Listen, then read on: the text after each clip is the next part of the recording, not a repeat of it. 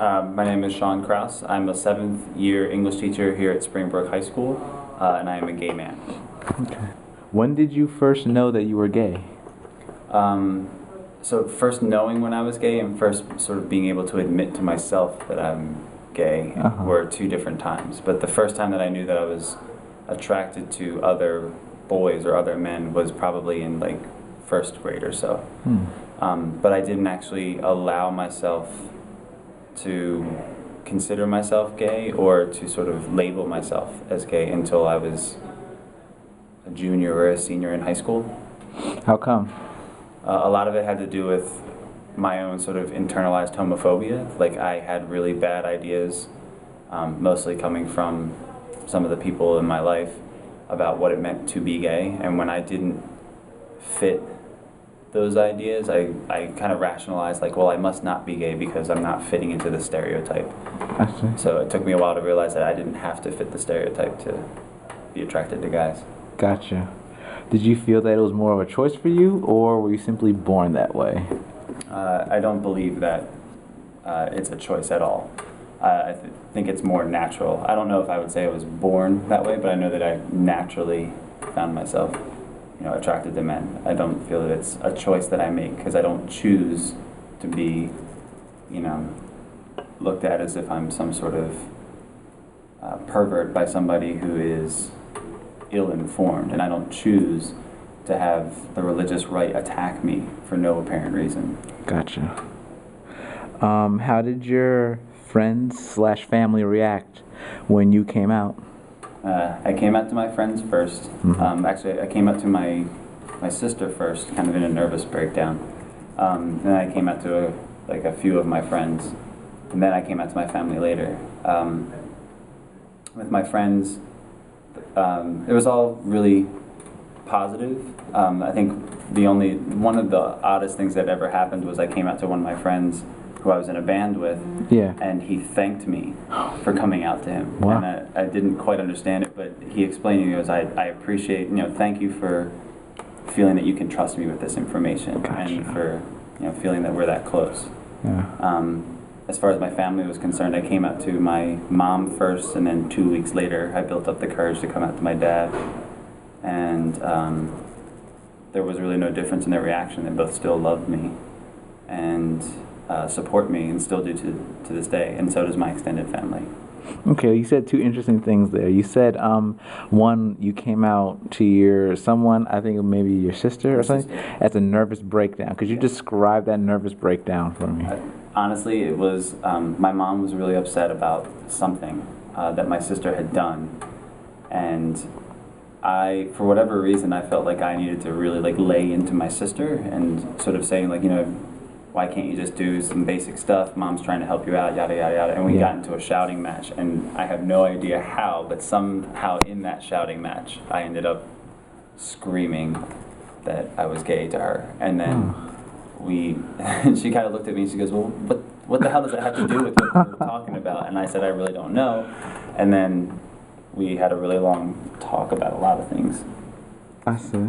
And then the other thing, you said that you came out to your mom first. Is there a reason? Because mothers are more perceived as being more gentle than fathers? Because fathers are more strict and, I don't know if it was that necessarily. In my, and everyone has their own case and their own experience, but for me, a lot of the homophobic comments that I would hear would come from my father. So I was less inclined to think that he would be accepting of me, or that he would react positively. So part of it was, I came out to my mom because I was at the time a little closer to my mom than I was to my dad. And I was still weighing whether or not I needed help coming out to him after I talked to my mom, because we had agreed, she was not going to tell him that I would tell him in my own due time, but I was still, for those 2 weeks, struggling whether or not I wanted to do that by myself or if I wanted to sort of have her with me. Yeah.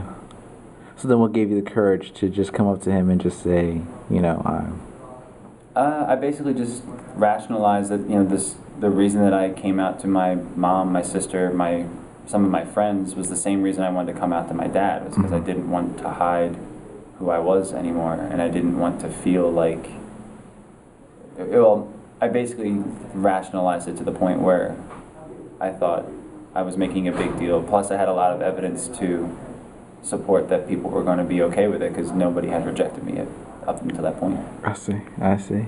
Interesting. Do you feel that people look at you / treat you differently because of your sexuality? Not necessarily. I mean, I don't think that everyone who looks at me sort of pegs me as gay necessarily. But you know, if I'm holding my partner's hand in public, or if I make a reference to my partner or my boyfriend, and somebody sort of looks at me weird, I don't necessarily think that it's always negative to catch people off balance, or I got you. but I don't have any like horror stories about being denied a job because of my sexuality or anything like that. I see. So what obstacles did you have to face in your public life because of your sexuality?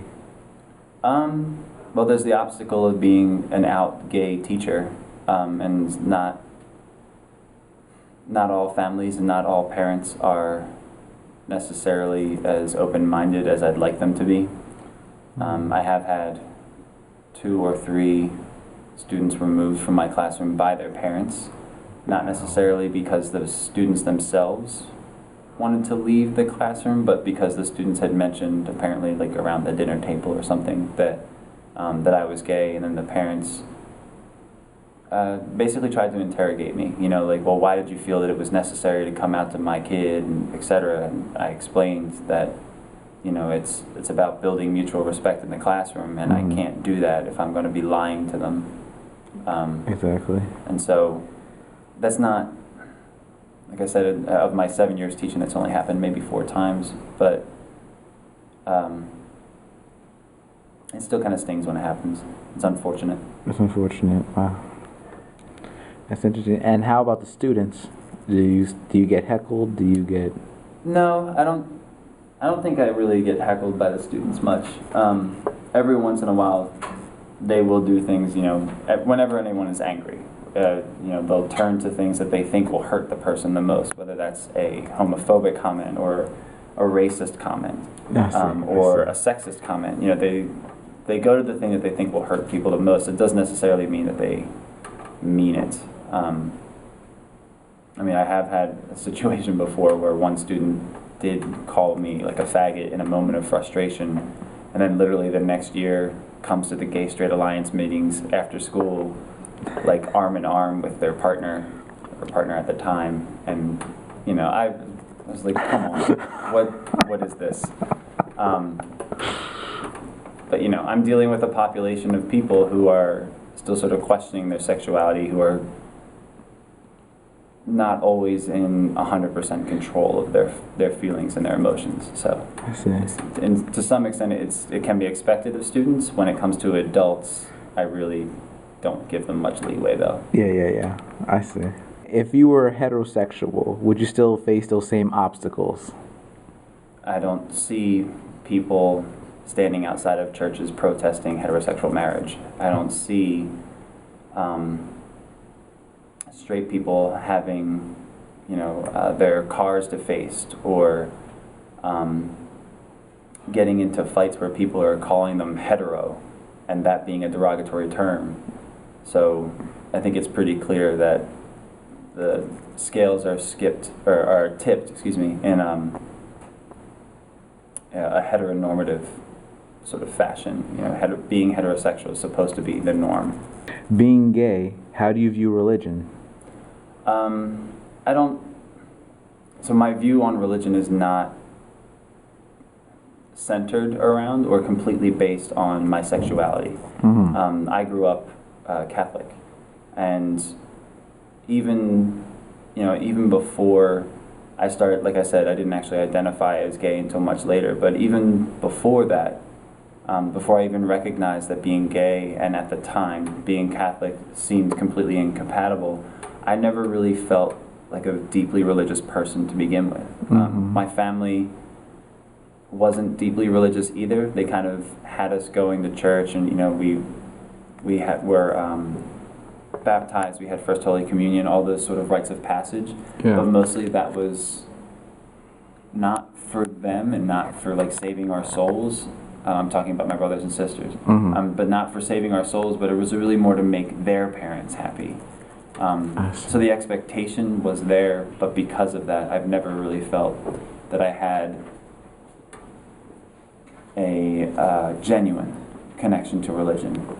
I will say that, I know several gays and lesbians who attend church every week that do consider themselves deeply religious, and that's fine and that works for them, but when a religious group or not even necessarily a group, but let's say someone who feels very passionate about religion decides that they want to attack me because they listened to a particular verse that week, or they read a particular verse or something in their religious text, I would just encourage them to learn more about their religion than I know, because I actually do know a lot about religion, and B, try to really think about the deeper message behind some of the things that end up in religious texts. There's nowhere in there that really says that you should go out and try and create problems for people. In fact, you're supposed to be trying to make other people's lives easier. Do you feel that gays are accepted into your religion? And not just gays, but lesbians, transgendered, the LGBT group. Will they be accepted into your religion based on that? So at the heart of all of that question is I do believe that some churches and some religions are more open-minded, and they can provide a place where the people in the LGBT community can feel welcome. However, it's not, things become more complicated when, I guess, when you throw people who are not used to being around the LGBT community, and you throw them sort of a curveball. So they're not used to seeing, a biological male dressed up as a female, like attending church, or there might not necessarily be used to seeing or ready to see, two men or two women holding hands during a church service. Even though, if they were to look to the other direction, they would see like, a husband and a wife, or a man and a woman holding hands, and they would think that's completely normal. So there's an adjustment period, I think, for everybody.